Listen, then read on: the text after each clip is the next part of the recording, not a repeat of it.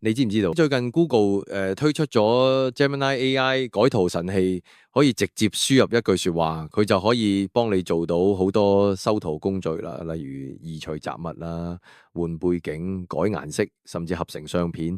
咁係咪真係可以擊敗 Photoshop 呢？家就實測下。首先想用 Google Gemini 修圖啦，只要上去 Google AI Studio 嘅官方網頁，香港地區要用 VPN 先入到，然後用你哋 Google 賬號登入。入咗 Google AI Studio 之後，係界面選Gemini 2.0 Flash Image Generation 呢個模式，跟住拎你想改嘅相片 upload 上去，再係對話框度打你想要嘅效果，就可以改圖啦。試下講句，將天空變粉紅色，Gemini 會自動揾到目標調色，咁就唔使用 Photoshop 要搞色調呢啲麻煩步驟。